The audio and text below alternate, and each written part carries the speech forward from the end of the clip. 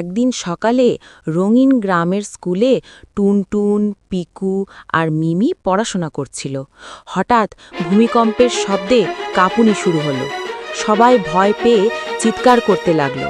কিন্তু তখনই শিক্ষক মালেক স্যার গম্ভীর গলায় বললেন, শুনো সবাই, ভয় পেও না।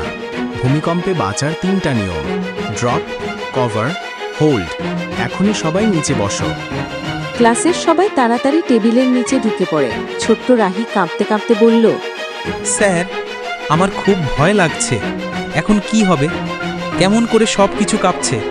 মনে হচ্ছে মাথার ওপর সব ভেঙে পড়বে। বাইরে দৌড় দিলে কি বাঁচবো স্যার? না রাহি, ভূমিকম্পের সময় দৌড়ানো সবচেয়ে বিপজ্জনক। মাথার উপর কিছু পড়ে গেলে আঘাত লাগতে পারে। নিরাপদ জায়গায় থাকাটাই সবচেয়ে বড় বুদ্ধিমত্তা। ভয় না পেয়ে বুদ্ধি দিয়ে বিপদ মোকাবেলা করতে হবে। মেঝে আবার একটু কাঁপল। এবার লীনা ভয় পেয়ে চিৎকার করে উঠল, স্যার, স্যার কাঁপছে আবার। কি হবে এখন? আর কি বাড়ি ফিরতে পারবো না?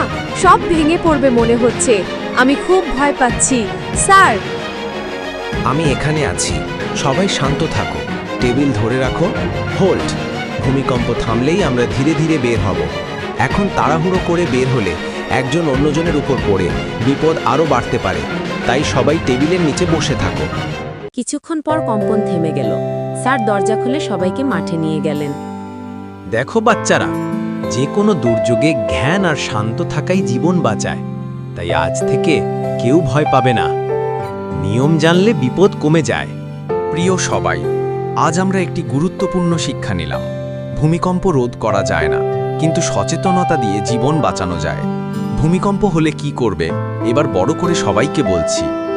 ড্রপ, যেখানে আছো সেখানেই নিচে ঝুঁকে পড়ো। 2. কভার, টেবিল, ডেস্ক বা মজবুত কোনো জিনিসের নিচে মাথা লুকাও। 3. হোল্ড, টেবিলের পা শক্ত করে ধরে রাখো যাতে সরে না যায়। স্যার, যদি টেবিল না থাকে?